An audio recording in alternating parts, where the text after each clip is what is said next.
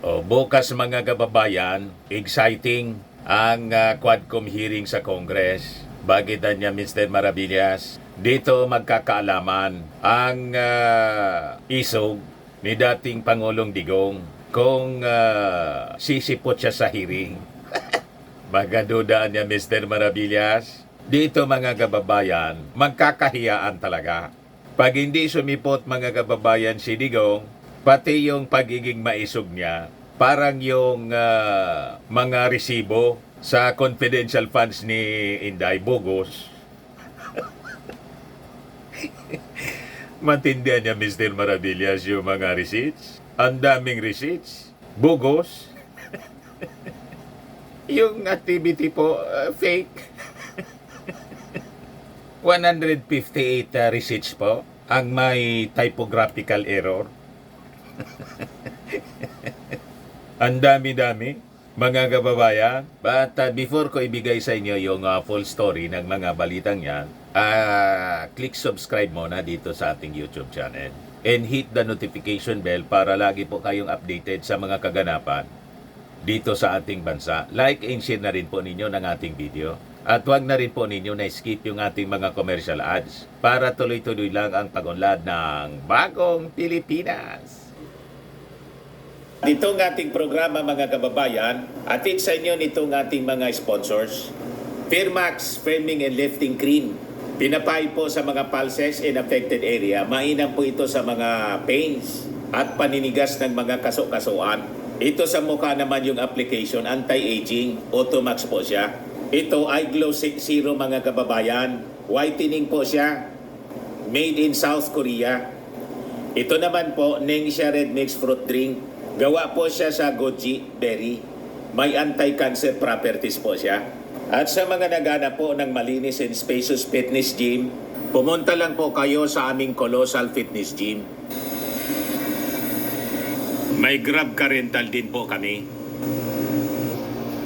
At bills payment po sa aming office. At saka sa mga mahilig po sa mga imported bags, manood po kayo sa live selling ni Madam Eileen Rosales sa kanyang Eileen Closet po. Pati mga shoes, ito yung kanya po. Ito yung kanyang page. Kita ninyo, napakagandang mga online selling po siya. Si Madam Eileen Rosales. Cellphone number niya po, 773-798-7816. Balikan natin yung ating kwento. So bukas mga kababayan, ang resumption ng hearing, November 7. Sabi ng mga congressmen natin, dito anya matitest yung word of honor ni Digong. Hindi pa ba ninyo Hindi pa ninyo tested yung word honor ni Digong na wala mang inonor? Laging baliktad, sablay. Ito yung sinabi po ni Lanao del Sur 1st District Representative si Alonto Adjong. Pinagsabihan po si Digong to honor his commitment na mag-attend sa Quadcom hearing bukas. Wala mang honor ito eh. Paano naman niya Mr. Maravillas magka-honor yan na yung grado nga sa law school 75-75. Sabi niya, iba man na niya yung honor na sinasabi. Lagi nga pong baliktad. At pag nagsalita, ini-interpret lagi. Lalo ni Bato at saka ni Attorney Panelo. Joke man lang niya yan. So malamang joke lang yung commitment niya. wala siyang kaalyado. Pwede naman sana yung kanyang anak na si Pulong. Kaya lang si Pulong laging absent. Hindi man mag-attend ng session sa Congress. Sige lang ang kubra. Kaya dapat siguro dyan sa Davao mag-isip-isip na. Yung distrito ni Pulong, linabanan siya ngayon ni Migs Nograles. So yung hamon mga kababayan ni Adjong, ang mga elected leaders niya should have the courage to practice the virtue of having a word of honor. Sabi ni House Assistant Majority Leader Lanao del Sur, 1st District Representative si Alonto Adjong, dapat may isang salita. I-double speak palagi po si Digong. Adjong, was referring to Duterte's commitment to attend the next Quadcom hearing on his administration's war on drugs after November 1. Yun ang promise niya. Hindi man siya nag-refuse mga kababayan. Masama niya yung pakiramdam eh. After November 1 niya, ready na siya. Biglang nag-attend po ng Senate hearing. Kasi ang nagpatawag ng Senate hearing mga kababayan, ang nagresolusyon si Bungo at saka si Bato. Ngayon, sabi ni Adjong, Filipinos know niya the former president as someone with palabra de honor or word of honor. Wala man ganun po, Congressman Adjong. Lahat man na prinamis ni Digong, hindi man natupad. Yung kanyang mismong war on drugs, natatapusin niya in 6 months. Hindi man natupad. Yung 7 pesos per kilong bigas, hindi man natupad. Kasama pa yun sa kanyang zona. Ang hinahanap ng mga supporters ngayon, yung 20 pesos na bugas. Na hindi man nga campaign promise yun, kundi pangarap man lang ng ating Pangulong Bongbong na sanaan niya mangyari na maibaba natin sa 20 pesos yung campaign promise na kasama mismo sa SUNA na 7 pesos per kilo. Ayaw nang pansinin ng mga DDS. Basta 20 pesos na bugas. Parang yung flood control mga kababayan. Walang tigil sa propaganda ngayon. Ayaw sagutin mga kababayan ng mga propagandista ng DDS, yung mga kinasangkutan ni Inday at sa kanidigong. Ang depensa nila lagi, yung flood control. Yung 11,340 na flood control ni Digong, ayaw nilang pansinin. Basta niya 5,500. Nasa na nga niya yung 5,500 na flood control ni BBM. Ganon sila mag-isip, mga kababayan. Pero sabi ni Adjong, throughout his political career, especially during his decades as mayor of Davao City, he built a reputation as a man of his word. This integrity is largely why people repeatedly placed their trust in him, sabi ni Adjong. May ganun ba si Digong dyan sa Davao? But anyway, kung ganyan yung reputasyon ni Digong, dito masusukat. Pero ang tingin ko po, kino-corner lang po ni Adjong. Para hindi makatakas mga kababayan. Hindi na makagawa ng dahilan si Digong. Kaya sinasabi ni Adjong na kilala ka niya na may palabra de honor. Kaya you honor your commitment. Talagang gustong-gusto nila na engage si Digong po bukas para magkasubukan mga kababayan kung gaano kagaling si Digong umiwas sa kanyang pananagutan. Mas magagaling po yung ating mga congressmen, mga batikang abogado po, hindi mga lati po yung grado ni Digong. Mga brilliant lawyers po, di kampanilya niyan nandiyan dyan sa Congress, lalo na pag nagtanong na po si Luistro sa kanya, malamang mamilipit po si Digong. Tama?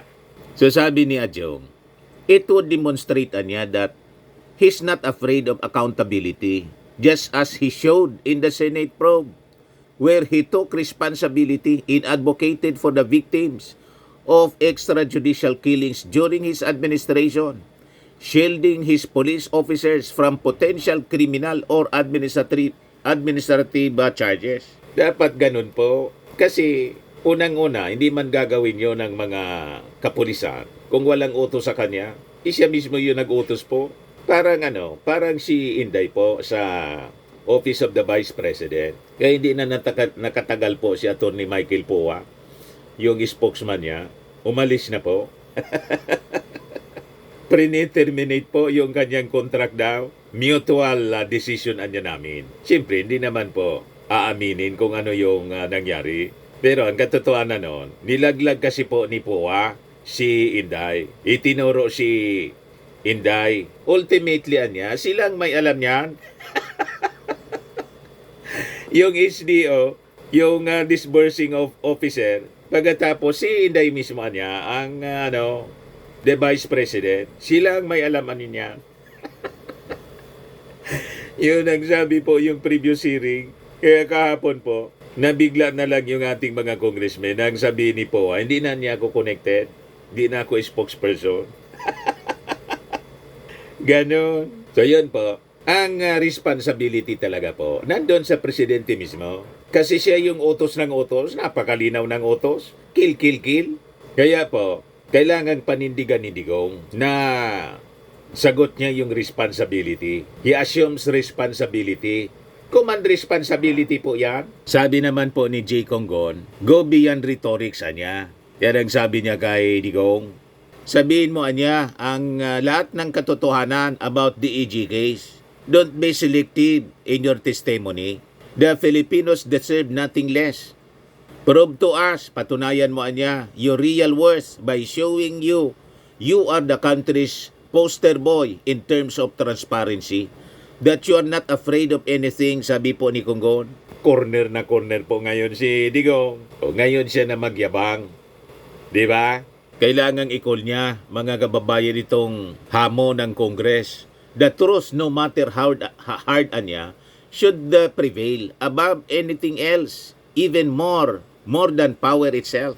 There should be truth anya above power, whose holders only come and go. As elected officials anya in charge of making laws, ferreting out the whole truth has been part of our mandate. It is our priority. And we will make sure that real culprits are indicted, powerful or not. Yan po ang sabi ng mga magigiting nating congressmen. Sabi ni Speaker Martin, hindi niya kami magbabow down sa pressure. Hindi namin dito hayaan ang kasamaan sa Congress. Hindi namin hayaan ang kadiliman. Ngayon, nag-react si Senator Bato doon sa statement ni Coco Pimentel sa ni Senate President Chis Escudero na kung may mag-request niya ng transcript ng Senate investigation, Senate hearing sa war on drugs, available niya, ibigay natin. Certify isi-certify namin niya. Bibigay namin yung certified true copy. Walang problema niya. Maski niya ICC, kinabahan na bigla si Bato. Ayan po mga kababayan. Sabi ni Chis Escudero, isinapubliko na namin yan. Kung may mangingi, ICC man o kung sino man na i-certify yung transcript, wala akong nakikitang dahilan para hindi yan i-certify ng Blue Ribbon Committee. Sabi naman po ni Coco Pimentel, this will be available to all anya. If they want certified true copies because they need this for legal purposes, we will also give them certified true copies. Biglang na-alarma po si Bato. Sabi ni Bato, walang problema sa kanya pero sa akin mukhang may problema. Questionin daw niya. Sabi ni Bato, his intention to question any move to submit the transcript emphasizing his belief that such an action could imply recognition of ICC jurisdiction, which he views as inappropriate anya given the Philippines' official stance. Nanginig bigla si Bato. Yan kasi, pasalamat nga kayo, Senator Bato, pati si Digong. Binibigyan kayo ng due process. Yung 20,000 po na namatay, walang due process. Hindi man lang sila hingi ng saklolo sa abogado para i-defend yung kanilang karapatan. Kayo po, you have all the chances, the opportunities to defend your rights. Napaka-unfair ninyo. Kaya mag-isip-isip po tayo, mga kababayan, sa 2025 election. Tama po? O ngayon, balikan natin si Inday. Matindi po yung mga revelasyon kahapon, no? Yung buong confidential fund, mga kababayan ni Inday, combined 612.5 million, under question na rin po. So sabi diyan, the House of Representatives is looking at a potential misuse of confidential funds amounting to 612.5 million pesos. Kasi po, malamang nagamit sa hindi tama. Nakitaan po ng technical malversation. Itong 16 million mga kababayan na parte ng 125 million, yung 125 million nagastos just in 11 days. Pati ito mga kababayan na 16 million, ganon din po. Overpriced yung mga safe houses. Yung 15 million, ito talagang matindi yung nangyari dito. 10.4 million yan, mga kababayan, unaccounted. Yung 4 million plus, may diferensya pa. Mga kababayan, yung mga receipts, bogus. Yan ang dumabas po. Bogus yung mga resibo po. Yan po yung nadiskubre ni One Rider Party List Representative Rods Gutierrez. Sabi niya, it's outright false anya for it to justify an expense in 2022, but the date is 2023. We would understand the typographical error if it happens once or twice, and that most for one individual to make that mistake multiple times. Now for 158 people to make the same mistake, is that something that would be acceptable? Is that an acceptable margin of error for the COA? Yun ang tanong ni Gutierrez. He suggested that the errors may have occurred when the OBP was rushing to comply with COA's observations. The question 158 ARs or acknowledgement receipts account for a total of 23 million of the confidential funds. Piki po, bogus yung mga resibo. Para lang ma-justify yung pagkalunok. Ganon katindi po. O ngayon, yung kanyang chief of staff po na lumarga pa Amerika, nagpalabas ng statement yung Office of the Vice President. Personal daw yon. Ayan po, yung statement ng Office of the Vice President, wala mang pirma. May pizza, walang pirma. Ayan lang po ang nakalagay. The Office of the Vice President confirms the travel of Undersecretary Zulaika Lopez overseas on November 4 to 16, 2024. The OBP Chief of Staff's travel was personal and unrelated to her employment with the OBP. Yusek Lopez appropriately submitted documents required of traveling government officials which were approved by the Vice President. Speculations about the purpose of his travel are unfounded and unnecessary. We request to respect the privacy of the family on this difficult time. Thank you. Wala man pong nakapirma. Parang yung mga acknowledgement receipts ng paggastos ng confidential funds. Baka bogus din ito. Walang pirma eh. Walang pangalan, walang pirma, basta Office of the Vice President. May may logo, may seal. Sanay talaga niya Mr. Maravillas magpalabas ng statement na yun na yung practice eh. Yung acknowledgement receipts nga, bogus. Malamang pati statement, mga kababayan, bogus din. Walang pirma, hindi alam kung sino ang nagpalabas. Basta from the Office of the Vice President. Wala na yatang gustong umako. Kasi yung spokesman niya, si Powa, umalis na po. Ayawan na po. Yan si Powa. I'm no longer connected with the OBP. Yung consultancy, kontra ko po, was already pre-terminated. Nahirapan daw siya kasi. Sabi ko nga, talagang mahirap si Inday na maging spokesman ka. Paano mo i-defend yung pamumugot? Di ba? Yung pagkalkal po ng paghukay ng labi ng dating Pangulong Marcos Sr. Paano mo yun ipapaliwanag? Siguro naisip ni Atty. Powa, bahala ka na niya sa buhay mo. Di ba? Ang hirap mo anyang kausap. Sa mga naghanap ng malinis and spacious fitness gym, pumunta lang po kayo sa aming Colossal Fitness Gym. We also offer Grab Car Rental with our brand new 2023 model ng Toyota Innova. We also accept booking for those who are planning to travel via PAL, Cebu Pacific, and other airline companies, local and international, and bills payment for Meralco Bills, PLDT, Aleco Bills, etc. Ang Colossal Fitness Gym is located at 3rd floor Security Bank Building, Landco Business Park, Legazpi City, Albay. For inquiries, look for Chilon Maravillas. Contact number 0966-802-0949. Yan yung aming Innova. Lagi na pong matao sa amin. Pati mga foreigners po, tingnan ninyo. Mga British tourists sila.